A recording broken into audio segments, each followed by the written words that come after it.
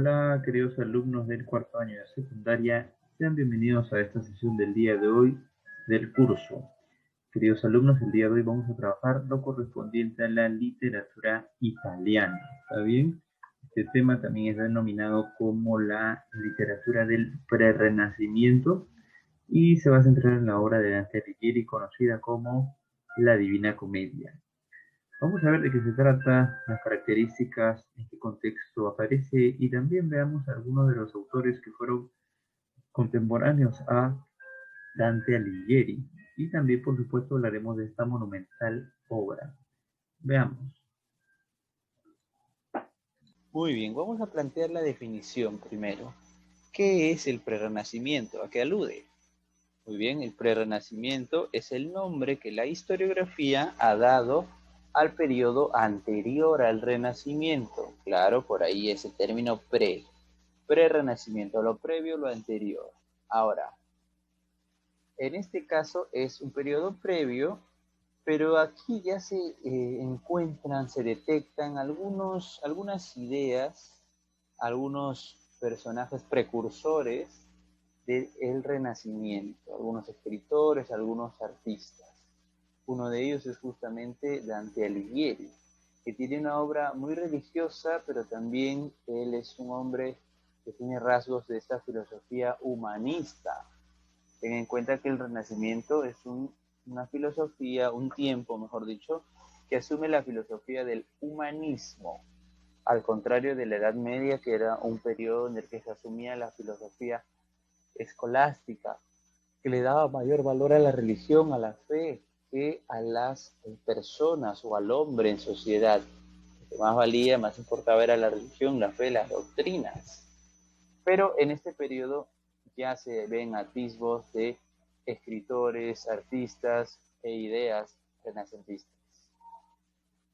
Por otra parte, no te olvides que a este periodo pertenecen autores tan famosos como los escritores del Trecento italiano, como Dante Alighieri, Boccaccio o el mismo Francesco Petrarca, entre los más famosos escritores italianos, y también los poetas del Dolce Stil Nuovo, que es el periodo, que es el grupo al que pertenecía el mismo Dante, ¿cierto? El grupo de escritores al que pertenecía el mismo Dante Alighieri, y que en realidad pues él era el que lideraba.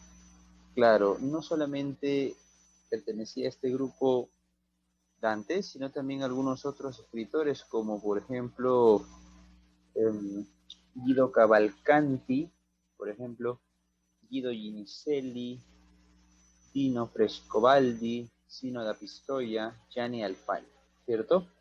Era muy curioso porque estos poetas del Dolce Stil Nuovo tocaban temas muy comunes como es el amor, ¿verdad? El tema de la Donna Angelicata, este tópico de considerar a la mujer como un ángel, también la nobleza del corazón, ¿verdad? Y tantos otros temas, digamos, muy similares, ¿no? Muy relacionados a lo que es el amor cortés o la herencia de la poesía trovadoresca. Ok, vamos a seguir aquí. Algunos de los principales representantes. Por aquí tenemos, por ejemplo, a Giovanni Boccaccio. Acuérdate el nombre, ¿ya? Giovanni Boccaccio allí con las consabidas, como se dicen, estas coronas que se colocaban a imitación del dios Apolo, estas coronas de laureles que se colocaban en la cabeza, eran a imitación del dios Apolo, ya que este era el dios de la poesía, ¿recuerdas? Claro, los laureles, por eso muchos autores utilizan o aparecen con esto en la cabeza, ¿no? Esta corona triunfal. Ok, esto es cierto, era una recompensa, un triunfo, un trofeo que se le entregaba muchas veces la hoja de laurel a los deportistas, a los guerreros y también a los poetas de la antigua Grecia, de la antigua Roma, ¿verdad? Correcto. Muy bien, vamos a ver qué más. Boccaccio, bueno, antes de pasar por aquí, no sin antes mencionarlo, fue un ilustre poeta y prosista. En él destacan principalmente su obra narrativa, ¿verdad? El libro más famoso que él planteó en su momento, el llamado Decamerón. Un texto más famoso, más recordado, y que es un conjunto de relatos ambientados en la época de la peste negra. Relatos que tocan temas que son muy novedosos y hasta prohibidos para la época, como pueden ser, digamos, estos temas incluso vulgares, como por ejemplo los abusos que cometen los sacerdotes. Hay algunos cuentos que tienen relación con los amores desdichados, ¿verdad? Hay algunos que tienen como temática la infidelidad de las mujeres hacia sus maridos, ¿no? Y las que realizan los hombres, los que tienen un comportamiento inadecuado, historias de desamores, ¿verdad? Claro. Distintos tipos de temas son los que se tocan en este libro, el Decamerón, ¿verdad? Ya vamos a mencionar qué más. ¿Qué más tenemos por aquí? Otro autor de este periodo va a ser él. ¿Quién es él? Habíamos hablado de Giovanni Boccaccio y este es Francesco Petrarca, un autor muy famoso. En realidad, en su momento, él vivió en el siglo XIV, pero en el siglo XV va a dejar su impronta.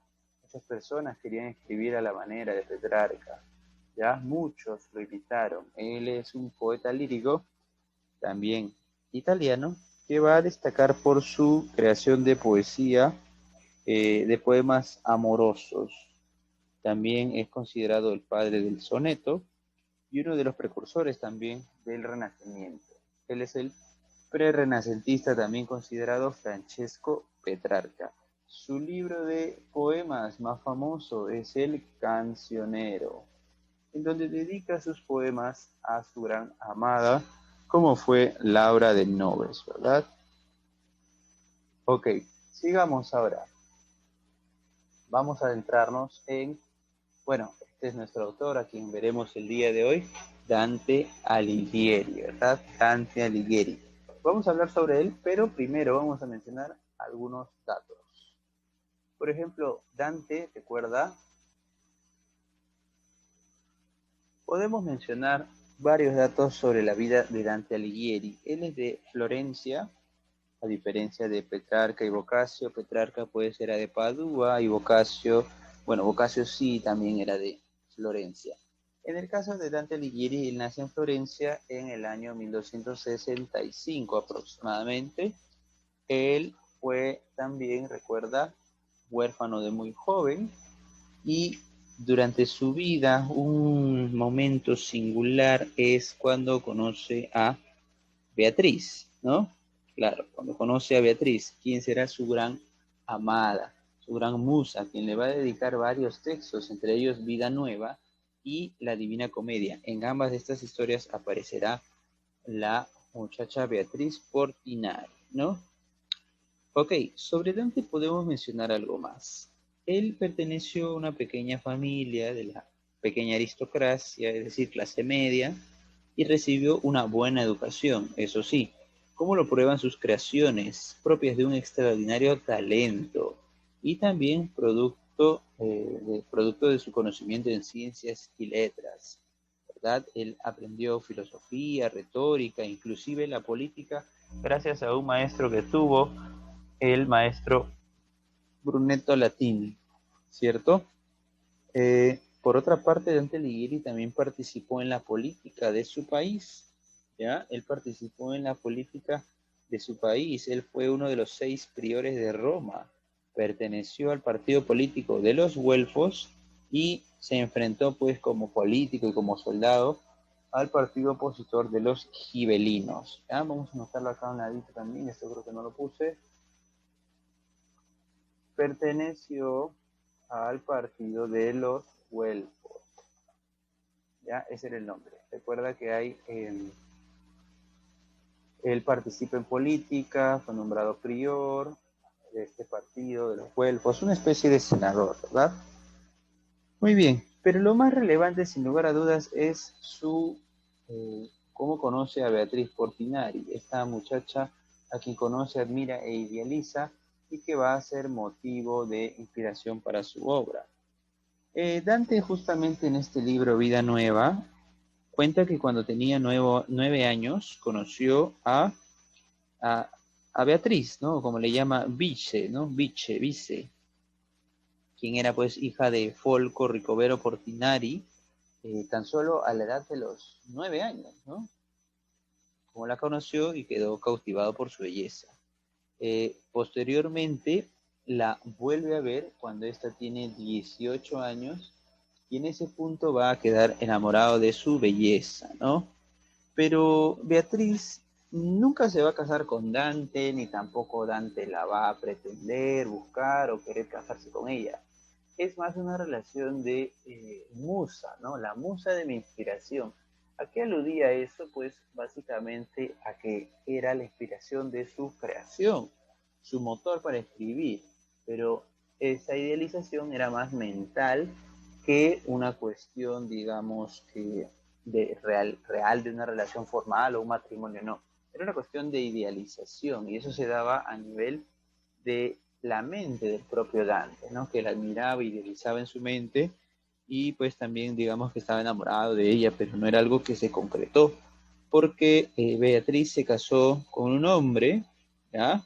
Se casó con un hombre, digamos que algunos años más tarde, pero falleció 3 años después de su matrimonio, se dice que en complicaciones al dar a luz o algo así. Dante posteriormente va a inmortalizar a esta mujer con el nombre de Beatriz, ¿no? Y la va a convertir en la personificación del amor. Ella representa el amor, la belleza, la fe cristiana, ¿ya? Bueno, posterior a la muerte de Beatriz, Dante terminaría casándose con una mujer con la que tuvo 4 hijos, ¿ya? Muy bien. Finalmente, Dante terminará sus días en el año 1322 tras sufrir el destierro, ¿no? En su momento recuerda el partido de los güelfos al que pertenecía, pues la facción blanca, porque había dos facciones, ¿no? El blancos y negros, y él era un güelfo blanco. Su grupo pierde, digamos, el poder y son desterrados del país de Italia, ¿no? Finalmente, Dante Alighieri muere en el 1321. Él es considerado el más grande poeta lírico, bueno, uno de los más grandes poetas líricos de la Edad Media, también un representante de la literatura italiana, y es uno de los grandes genios de la literatura universal, junto a Homero, Shakespeare y Cervantes, por supuesto. ¿Quién no lo recuerda? Ok, vamos a ver, ¿qué más? Esto era lo que te mencioné sobre Beatriz Portinari, ¿no? Y terminó casándose y muriendo pocos años más tarde. Sobre el aspecto ya, digamos, ligado al arte, a lo literario, vamos a estudiar aquí lo siguiente. Dante, ya te dije, se formó leyendo a los clásicos. Tuvo una buena formación junto a su maestro y él leyó mucho a los clásicos de su literatura nacional, pues él es italiano, leyó a los clásicos de la literatura romana, en especial a Virgilio, por ejemplo, ¿no? En especial a Virgilio, quien tienes que recordar porque Virgilio es el autor de la Eneida, a él lo vimos en la clase anterior, ¿verdad? Hablando de literatura romana, hemos hecho una continuación, nos hemos saltado un tiempito, un espacio temporal, nos hemos saltado la Edad Media, pero acá está su seguidor, su sucesor. Las letras griegas y romanas van a perdurar en la historia, hasta hoy en día lo estudiamos y en su periodo, en siglo XIV, en el 300 italiano, él mismo también lo leyó, ¿ya? ¿Qué más? Recuerda que participó en política, tú ya sabes que él pertenece al partido de los güelfos, ¿no? Ahí está, eso ya lo dijimos. Sobre su obra, destaca la Divina Comedia, obviamente. Ahora vamos a mencionar de qué trata. Por otro lado, también es muy recordado el libro Vida Nueva, en donde confiesa su pasión por Beatriz. Este es un amor no correspondido e idealizado. Recuerda que el amor por Beatriz produjo una elevación, un refinamiento y también que pierda sus energías físicas. Este enamoramiento, pues, va a tratar, el mismo poeta confiesa, de suplirlo, buscando tal vez a una otra mujer, buscando enamorarse de otras, pero digamos, esta aventura amorosa está plasmada totalmente aquí en Vida Nueva, ¿cierto? Esta va a ser una especie de autobiografía, ¿ok? Por otra parte, también tiene un texto denominado La Monarquía, un texto de carácter político en donde Dante plantea sus ideas. Por otro lado, también tiene el texto de la vulgar elocuencia o de vulgar elocuencia, que es un estudio escrito en latín, pero en donde defiende la validez del italiano como lengua de creación literaria. Es decir, es una defensa de la lengua romance, una defensa del italiano. Recuerda que en este periodo el italiano está en su primera etapa también. Estamos hablando del siglo XIII. Y nosotros dijimos, las lenguas romances, ¿cuándo empiezan a aparecer? 11, 12. Ya para el siglo, perdón, estamos hablando del siglo XIV aquí, 300 es siglo XIV. Para este periodo ya hay obras en lengua, en italiano, en español, ya hay, pero no son muy consideradas, ¿ok? Son consideradas como poco que mal vistas, lenguas vulgares, son también llamadas en su momento. También tiene un texto conocido como el Banquete, ¿ya? Vamos a ver.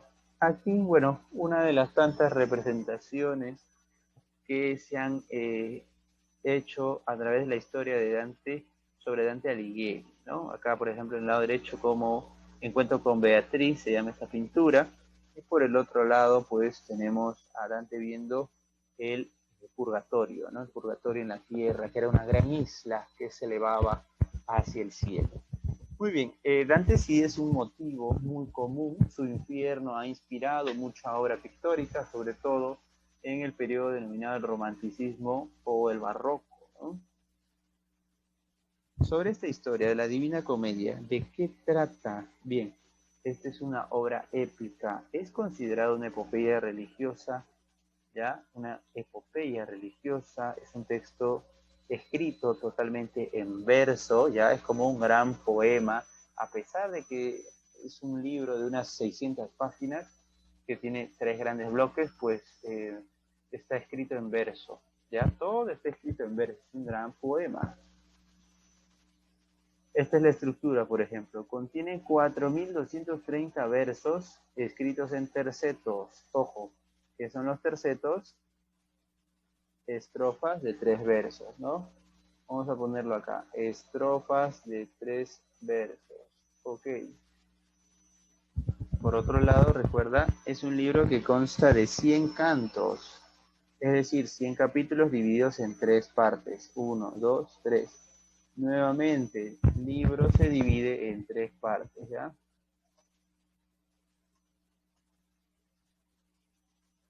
Y además, cada libro o cada parte, colocaré aquí, consta de 33 cantos, ¿ya? Esto lo menciono porque el número 3 se repite, se repite y se repite a lo largo de todo el libro. Este es un libro, una especie de código o mensaje. Agrupar los versos en las estrofas de 3 versos, 1. Libro dividido en 3 partes, otra vez. Cada parte tiene 33 cantos, otra vez. El 3 se repite constantemente porque es una alegoría a la Sagrada, la Santísima Trinidad. Recuerda que esta es una obra totalmente religiosa, ¿ya? Es una obra religiosa. Ok, las partes son infierno, purgatorio y paraíso. ¿Por qué se denominan así?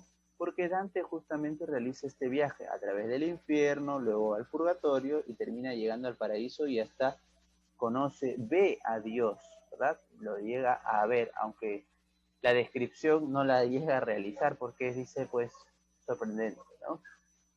Ahora, vamos a ver qué es lo que tenemos aquí. Vamos a ver por partes.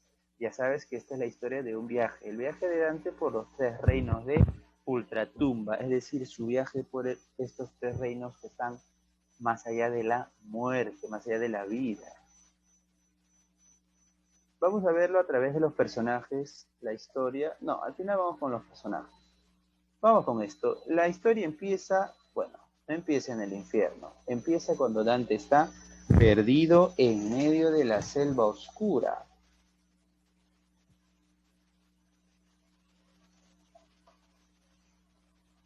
Ok, la historia empieza cuando Dante está perdido en medio de la selva oscura. En específico, el texto dice así. En medio del camino de la vida, errante me encontré por selva oscura, en que la recta vía era perdida. Ay, qué decir lo que era, es cosa dura, esta selva salvaje, áspera y fuerte, que en la mente nueva la parvura. Tan amarga es, que es poco más la muerte, mas al tratar del bien que allí encontrara, otras cosas diré que vi por suerte. Ok, en este caso hay que tener en cuenta algunas cosas. Empieza pues cuando Dante hace referencia que está perdido, pero dice pues perdido en una selva oscura. Esta mención es una metáfora de la misma vida de Dante. Recuerda que Dante es protagonista de su propia historia, de su propio libro, ¿no?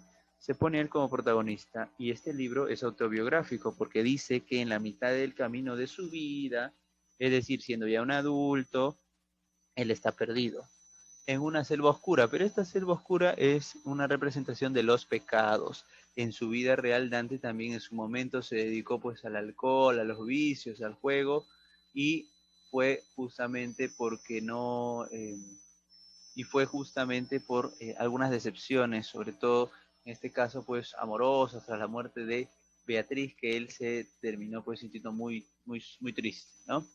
Entonces, eso es lo que representa el inicio. ¿Y qué ocurre? Pues que llega Virgilio y Virgilio le dice, tranquilo, no desesperes, yo te voy a mostrar las verdaderas razones por las que debes desear todavía seguir con vida, ¿no?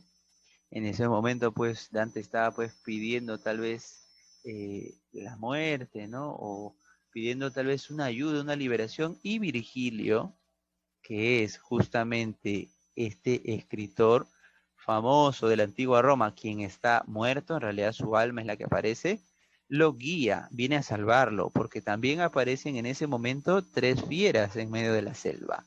Aparecen el león, el leopardo y la loba, nuevamente tres fieras que van a atacarlo. El león representa la soberbia, el leopardo la lujuria y la loba la avaricia, pecados capitales. Pero Virgilio lo salva y le dice, vamos a continuar nuestro viaje por el infierno para que veas las verdaderas razones, para que veas los peores castigos que sufren las personas pecadoras como tú. Le dice prácticamente arrepiéntete, ¿no? Mira lo que le va a pasar a las personas como tú si siguen pecando y van a realizar ese viaje. Y la historia inicia cuando descienden al infierno allí, ¿no? Todo esto que te he contado hasta este punto es parte del primer capítulo, el primer canto. El segundo ya es parte de la parte considerada el infierno, ¿no? Así Virgilio guía a Dante por dos de los tres lugares. Lo guía por el infierno y por el purgatorio. Dante no puede llegar al paraíso porque él era un hombre no bautizado. Recuerda que en la antigua Roma no creían en la religión cristiana, creían en Juno, en Venus, en Júpiter, en Saturno, en Neptuno, pero no creían en Dios, creían en ellos. Entonces él no puede entrar al paraíso, ¿verdad? Entonces, en el infierno ven cómo se castigan a los pecadores y entre ellos el más grande pecado es la traición, justamente, ¿no? Este infierno es un gran abismo que está pues debajo de, si no me equivoco, como figura aquí, debajo de Jerusalén.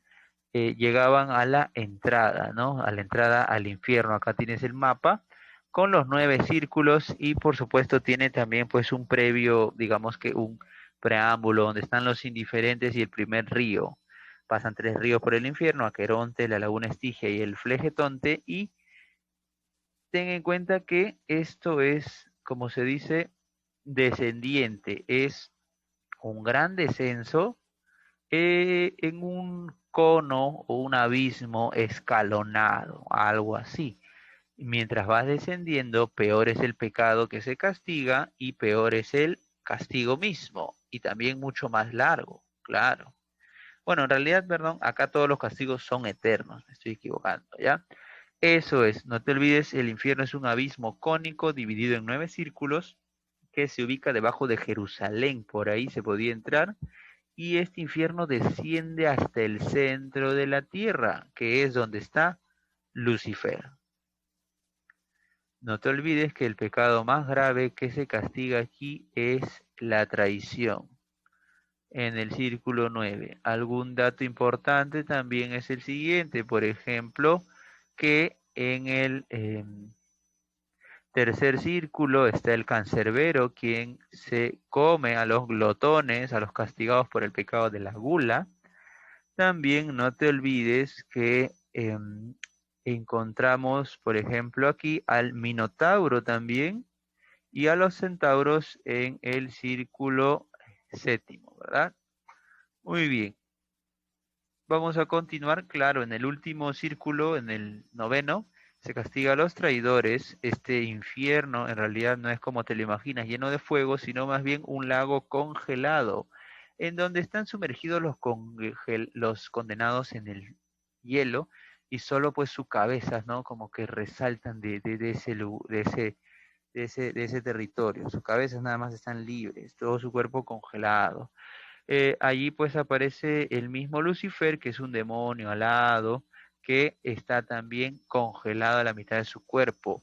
Él castiga a los traidores Judas, Bruto y Casio. Ok. Luego sigue el purgatorio. Después de pasar por el infierno, Virgilio guía a Dante por aquí también.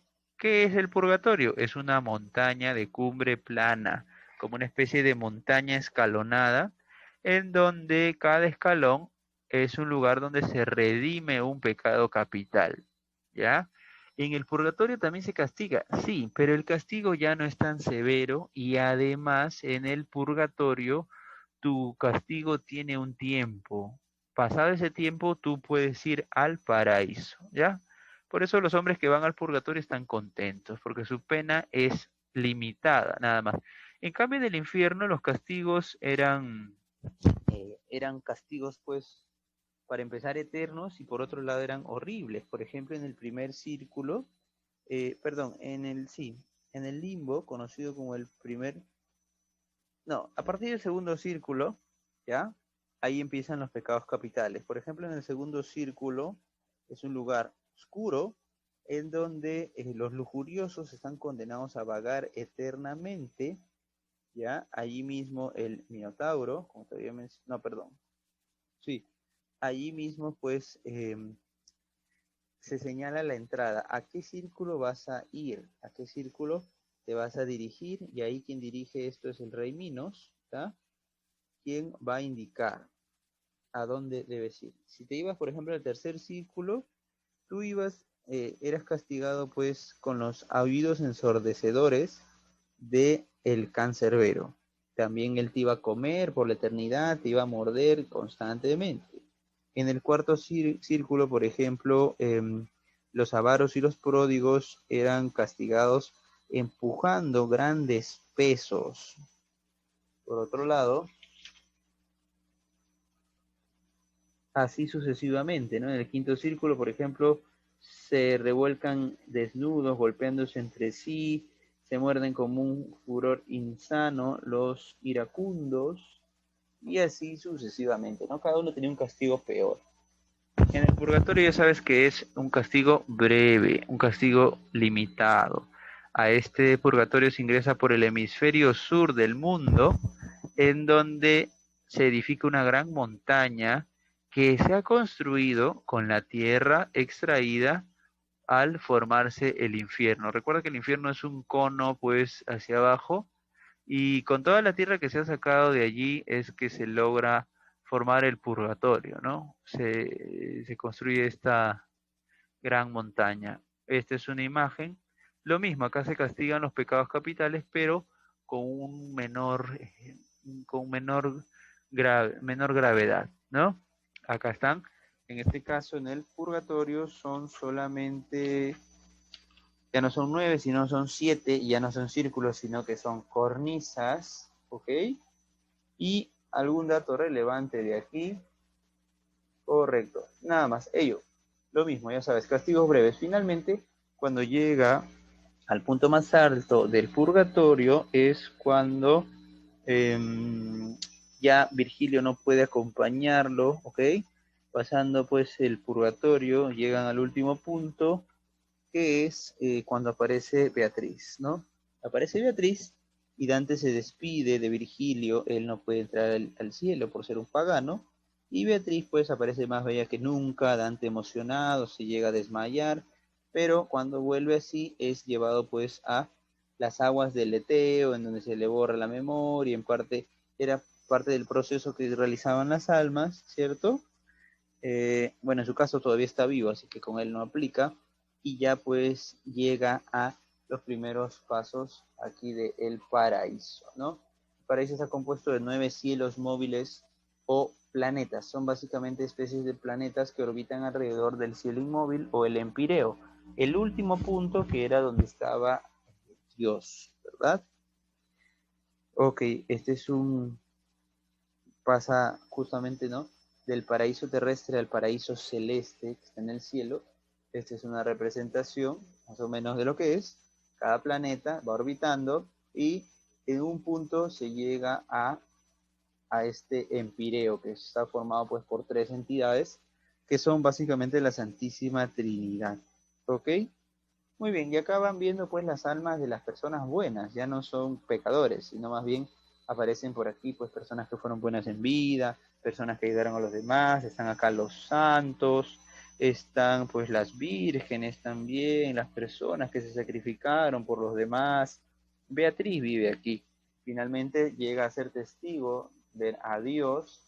Cuando llegan a ese punto, Beatriz se ubica a la derecha de Dios y San Bernardo le dice a Dante que prepare su vista para verlo, y este pues no puede describir cómo es Dios. En realidad pues no se dice nunca cómo es, pero Dante lo ve, es una imagen muy brillante y finalmente asume que ya entiende quién es o cómo es, simplemente no lo describe. Muy bien, cerramos ahí. Un par de preguntas. ¿Qué es el Dulce Estilo Nuevo? Era la agrupación de poetas a la que perteneció Dante Alighieri, ¿verdad? Claro que sí, sus temas fueron el amor, sus temas fueron propios heredados del llamado amor cortés, ¿no? El amor de la herencia trovadoresca.